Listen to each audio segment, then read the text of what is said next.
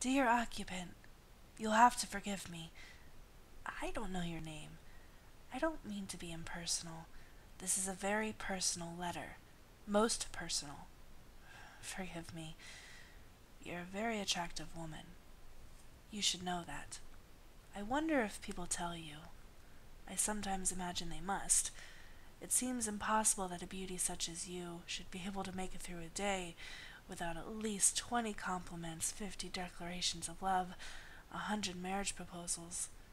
But then I see the scum that pass on the street outside, and I think the most that they offer is a grunt and a vile expletive. It pains me. They're the reason I can't go outside, you know. They're the reason we've never met. I know I shouldn't fear them. I know. If anything, they should be the ones who fear me.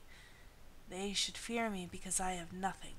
Nothing but this house, my fantasies, and a few rusted tools. I spend my days dreaming of breaking their heads open with my spade, cutting their whoops and hollers short with a swing of the pick.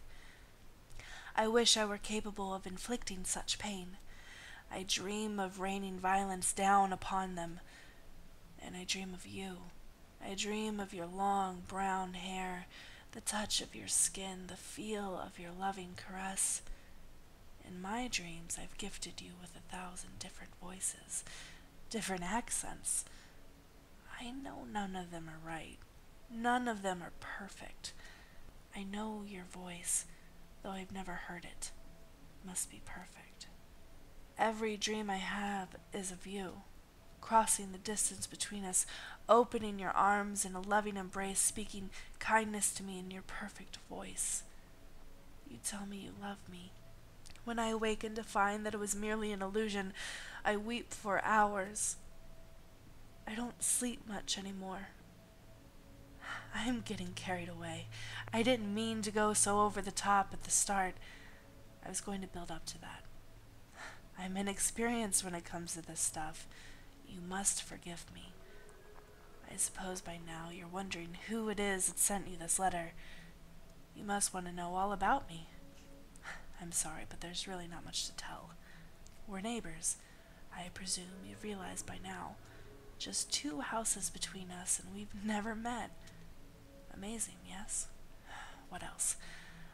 I have no job, no family, no friends. Everyone I ever knew died or moved away after they closed the pit, left me behind. All I have is the house. It's been good to me all these years, but even it's beginning to fall apart. You should see the mess I've made in the living room. Needs a woman's touch. So what do I do all day, huh? No work, no friends.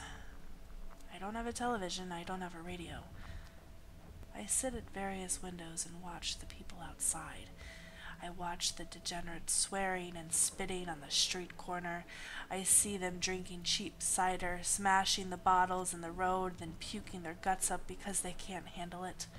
I see wretched yellow-bellied cowards like me shuffling along the street, ignoring them, letting them get away with hell. I see ugly children and mean old freaks and the devils and demons who pass on the road. And I see you. In the mornings when you leave for work, in the evenings when you return, Saturday mornings heading to and from the corner shop, Saturday evenings meeting a taxi at the end of the road dressed in a new outfit with your beautiful hair curled. I see you. For those brief few seconds, I'm happy as I can be. If you don't appear, if I miss you, I sink into despair. I've come close to suicide. I have. But even at my lowest ebb, I've never totally lost faith.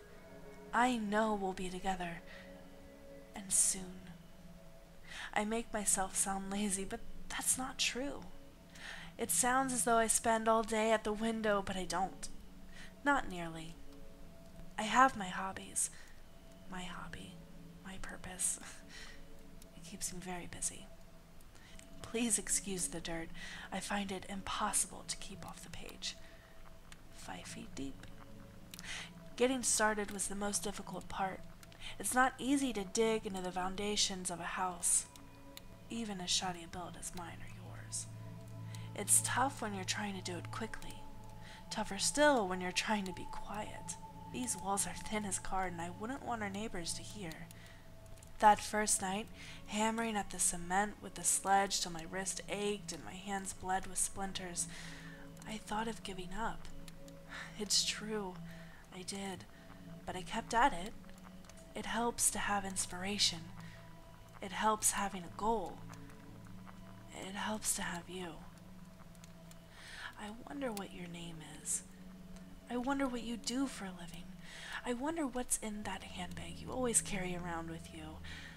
I wonder what you look like once you've been stripped of that gray business suit. I look forward to finding all that out. I don't mean to be crude. Please don't stop reading. Finish the letter. Do that much for me. I don't want to scare you, but I've got this coming to me. Do you understand? After the hell I've lived through, after all the years I've spent down in the dark to be suddenly cast into the light, to have to move among the freaks and beggars that wander the surface of the world, you understand, don't you? I couldn't do that. I couldn't cope with that. I know you understand. I know you do. You've seen them. I see you running the gauntlet of greasy yobs and lanky, baseball-capped youths. If I weren't so afraid, I would charge out and fight them off. I would batter them senseless. I would make them bleed, if I were brave. But I'm not. I'm clever. I'm focused and methodical. I'm ever so quiet. But I'm not brave. I'm owed a portion of happiness. I deserve to be with you. I wish I could just walk out into the street, knock on your door, and introduce myself, but that could never happen. I can't go outside. You have no idea what that would do to me. All the eyes watching me. I know what they're like because I watch them. There's ugliness on every street. There's violence and hatred and horror. I can't bear that. Even to be with you, I couldn't face that. I'd rather crawl on my belly through dirt and the dark. Better this way. I'm no novice. I know what I'm doing. I set the props. I make sure the structure is sound. I have light, and I excavate as much soil and rock as I can drag back with me. You should see it. Hills of it all around my living room. They used to send a man round with food parcels from social services once a fortnight, but I won't even let him through the door anymore. I can't take the risk of him seeing what I've been up to. I'm getting very hungry, but it's all going to be worth it. I'm very close. Closer than you know. I don't know what the names of the families who live between us, though I should. I've heard them shouting at each other through the walls and later through the dirt. I'm showered with soil as they charge about the house, yelling, their televisions blaring, and I try not to listen. 5 feet seems awfully shallow then, but I feel the benefit as I near the end.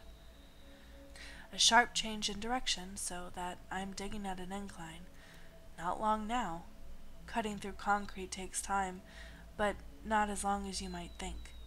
And there isn't much. Not the shoddy way they've built these houses, the way they built yours. I'm not a novice, you see. You must see that. I know what I'm doing. I can be quiet. I can be discreet. All it takes is patience. I have patience. You bring that out in me. You inspire me. You inspired me to write this letter. Just think of that. Put yourself in my place and imagine it. When I'm so close to breaking through, to getting what I fantasized about for so many months, my hands shaking with anticipation, I actually choose to sit down with pen and paper and write. I knew you deserved more than the sudden introduction you might otherwise have received. You deserve to understand something about me. You need to know why I've done what I've done. You need to understand why I've sought to bring us together, despite everything keeping us apart. It's love, you see. Pure love. Love in every word. It drips from my pen.